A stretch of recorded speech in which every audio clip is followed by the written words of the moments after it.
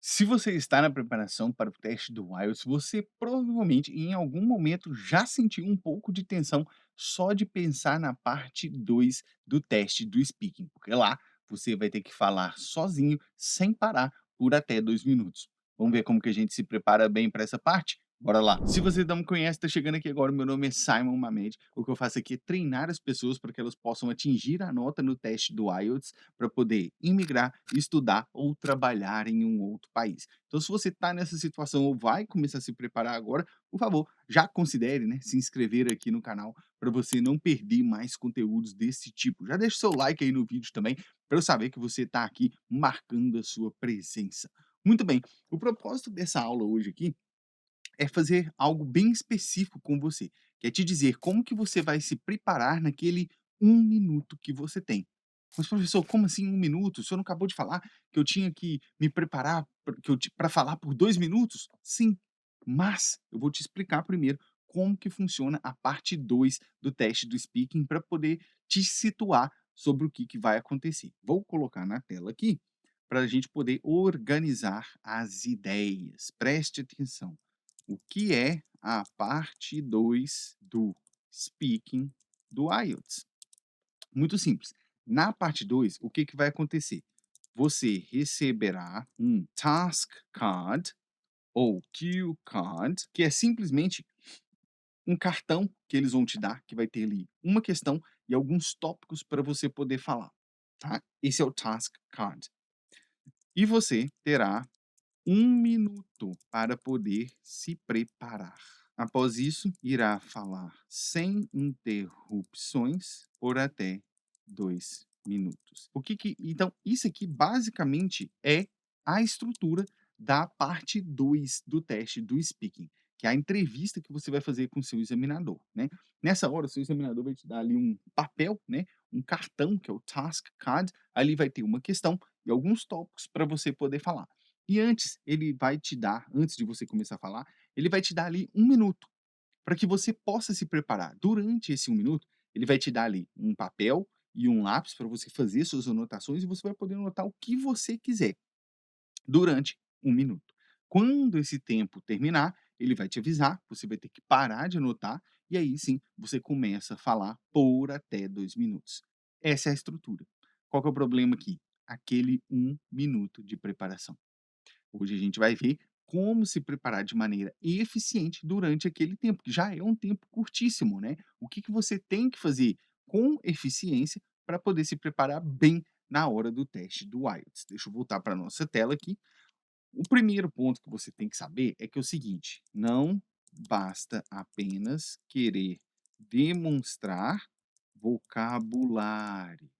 Isso é o que a maioria esmagadora dos candidatos que vão fazer estão preocupados na hora do teste do IELTS. Então, ali, eles começam a anotar um monte de palavras, começam a anotar um monte de frases que eles querem falar com as palavras. Não é isso. Você precisa demonstrar um discurso estruturado. Uma não, né? Um discurso estruturado. Essa é que é a grande questão. Tanto é que lá dentro do UIC, né, que é o meu programa de treinamento para o teste do IELTS, o Ultimate IELTS Coaching, eu ensino uma técnica específica só para essa parte 2. Na verdade, são 2 técnicas aqui na parte 2. Uma técnica para esse 1 minuto, né, eu não vou nem entrar nela aqui hoje com vocês, eu quero olhar mais essa questão estrutural, e uma outra técnica para quando você de fato começa a falar, né, que é a Context Technique. Como que você faz para poder, de forma efetiva, se preparar durante aquele 1 minuto? A maioria das pessoas e quando eu falo isso, é a experiência desses anos todos atuando com os alunos, faz o quê durante aquele 1 minuto, né? Eu estou aqui atuando como se fosse um examinador, aí eu faço a pergunta para a pessoa. A pessoa lá do outro lado, depois que eu mandei a questão e falo que ela tem 1 minuto para poder se preparar e ir fazendo as anotações dela, ela começa escrevendo igual um louco. Acabou 1 minuto, ela tá lá, ó. Aí eu tenho que falar: "Seu tempo acabou, pode começar a falar". O que que aconteceu aqui?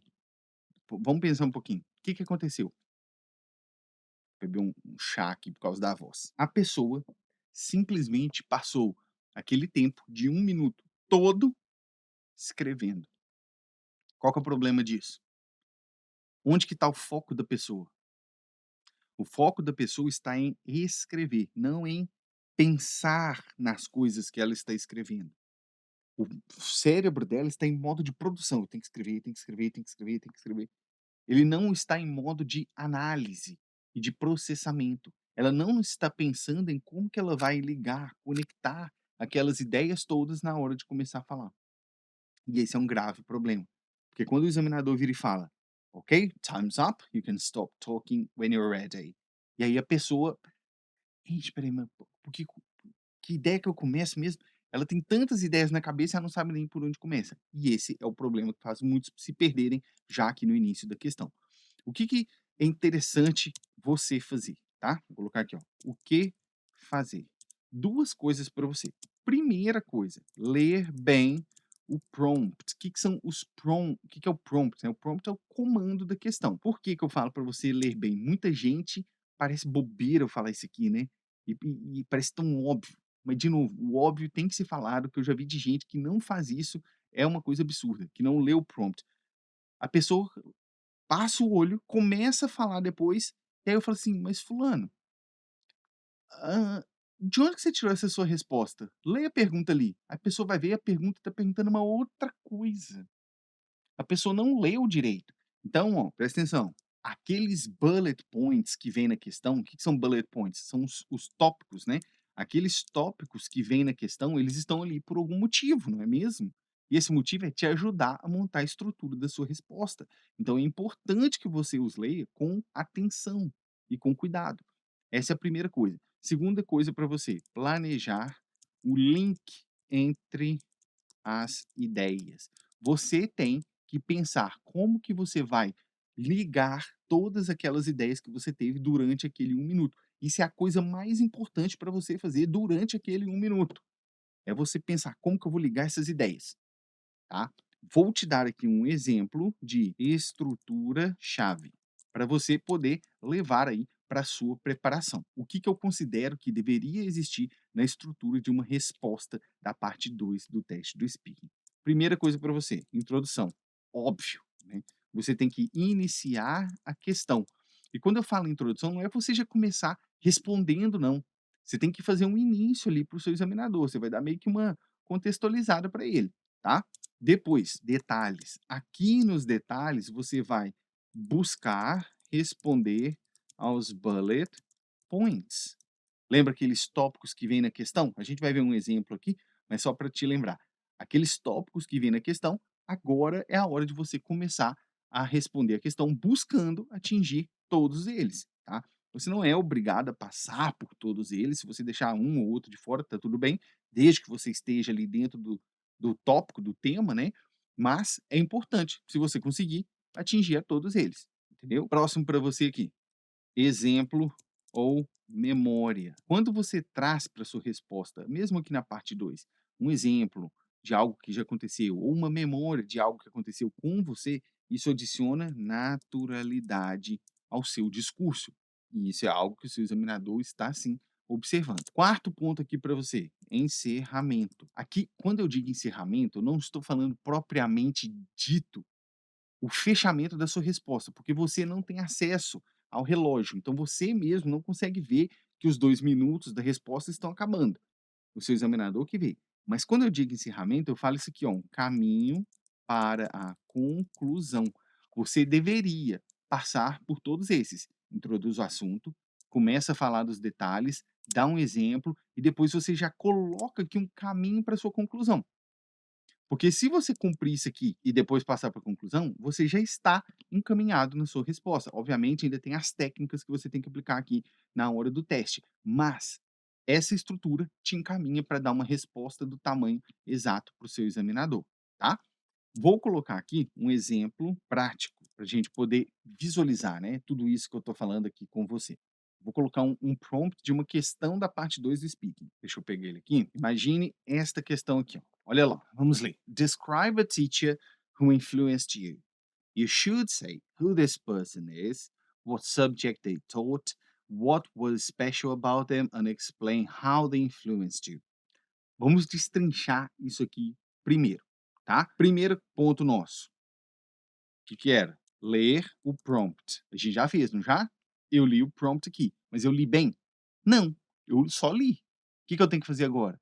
Eu tenho que ler para eu conseguir fazer os links. Então, ó, olha lá, eu tenho que buscar a minudência aqui, o detalhe. Descreva um professor que te influenciou. Describe a teacher who influenced you. You should say, você deveria dizer, who this person is. Então aqui eu tenho que dizer quem é, what subject they taught, qual que foi a matéria que eles ensinavam, what was special about them, o que que eles tinham de especial, and explain how they influenced you, como que eles te influenciaram. E aqui eles colocam they, né, eles, porque ele não sabe se você vai falar de um homem ou de uma mulher. Por isso que eles colocam assim. Mas no seu exemplo, você vai falar de um homem ou você vai falar de uma mulher, tá? Por quê? Porque aqui te pediu para falar de a teacher, um só. Você não pode falar de mais de um, de dois, três, quatro, é um, tá? Então, agora sim a gente leu o prompt bem e fez os links da questão, tá? O que que eu vou colocar aqui para você visualizar, né? Lembra que eu falei da estrutura? Beleza, vamos dar uma olhada aqui, ó. Primeira coisa então, quando eu olho ali para aqueles bullet points, vou deixar assim que você vai conseguir ir relacionando. Quando eu olho para os bullet points, eu já tenho que colocar aqui, ó, who this person is, né? Eu vou colocar aqui, ó, Mister McCall, vou usar este nome aqui fictício, Mister McCall High School, para marcar que ele estava no High School and History, que era a matéria, por exemplo. Embaixo, eu vou colocar. Aqui eu já coloquei a matéria ali, né? Mas eu já quero fazer os links aqui, porque quando eu falar pessoa, eu já tenho que falar quando foi que eu encontrei essa pessoa e o que que ele ensinava. Isso já é inerente à pessoa ali. Agora, pensando nos links, o que que eu vou colocar aqui? Por que que essa pessoa era especial, né? Então, aqui, ó, passionate, né? O que que é passionate? Aquela pessoa apaixonada, que fala com emoção.